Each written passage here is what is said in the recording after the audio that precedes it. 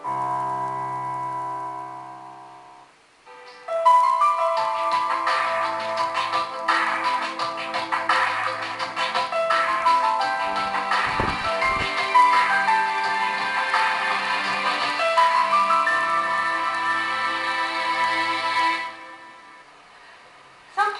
and economists call this financial crisis the worst since the Great Depression of the 1930s. And while it would be foolish and impertinent to suggest that this crisis is a good thing, especially in the face of the hundreds and thousands of people who have lost their jobs all over the world, it is possible to argue that this crisis is giving us here in Asia that vital push, that kick in the behind, necessary to make deep and incredible changes in this region, in our societies. And that these changes are going to stretch far into the future, into your future and my future. I'm Lin Xueling, and welcome to Why I Say 3 Cheers for the Financial Crisis. Just 2.5 years ago, the world economy looked as if it was steaming ahead. China was growing at a double-digit pace, the factory of the world. Pushed by the seemingly insatiable appetite by US consumers for cheap Asian-made goods.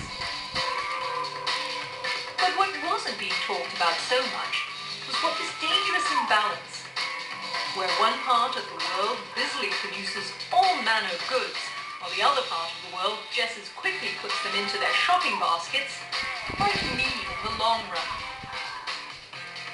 Back in 2006, before anyone was even murmuring the scary term financial crisis, I asked Martin Wolf, chief economics commentator for the Financial Times, about just that.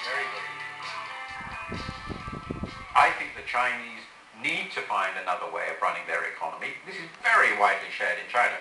They need lower savings, more consumption, a more balanced economy. It has an extraordinarily large export sector for such a large country. It needs a better balanced economy, and the exchange rate is part of this.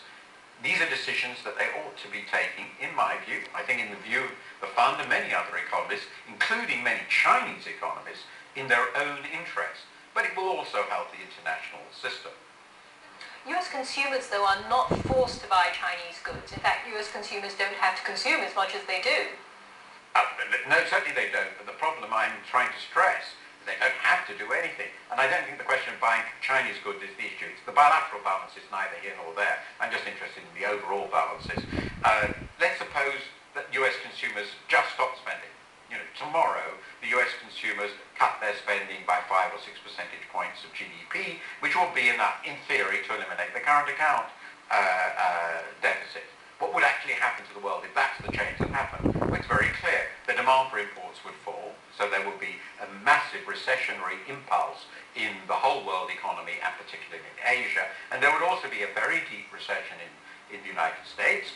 And most of the decline in their demand would fall not on imports, but on domestic services, non-tradable goods and services. So there would be a recession in the US as well. And that's exactly the weakness that the present financial crisis unveiled.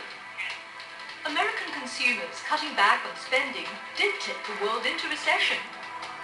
When they stopped shopping, it wasn't just American factories that had to close down. Halfway around the world, Chinese factories didn't have anyone to produce toys, clothes, and other goods for. So why didn't Chinese consumers step in to pick up the slack? Mr. and Mrs. Lin could go out and start spending, right? Unfortunately, the answer was wrong, as I found out in Beijing this summer, when the world was still deep in the crisis. Fidel, one of the major problems is that China is just not consuming enough or providing itself enough of a market, and that this financial crisis has really highlighted how dependent China is, in fact possibly all of the world, on the American consumer. Yes. Is that going to change? It's going to change, but not this year, not next year. Unfortunately, that's a very unfortunate development.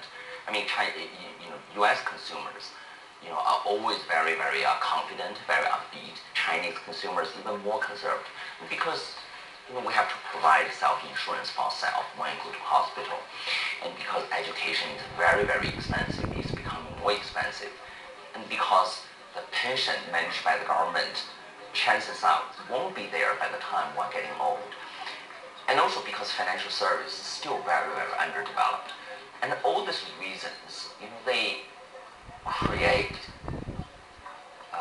just much greater need for self-saving. But will that change now with the financial crisis? Because one of the things that the package that's being put in place or is being implemented by the Chinese government is that they want to change healthcare. That's a very good start. I mean, can China afford universal healthcare? I mean, again, the answer is no, right? The answer is no. And the very reason for China to begin economic reform in 1978, because all the pledges from the government were just not credible, right? The government was running out of money. The economy was on the brink of collapse.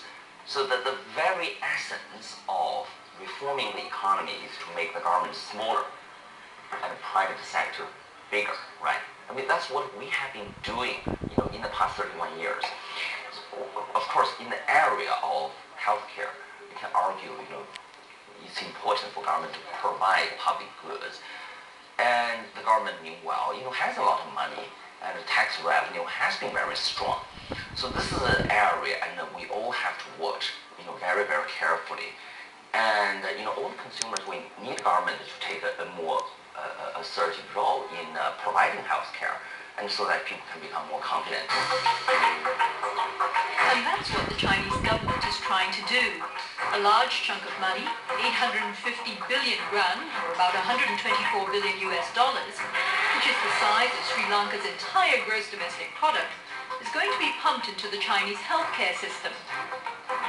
By making people feel more safe, that there will be a healthcare system to look after them, that there will be affordable education, and being out of work isn't necessarily a disaster, Asian governments will be able to reassure their citizens that it's all right to consume more.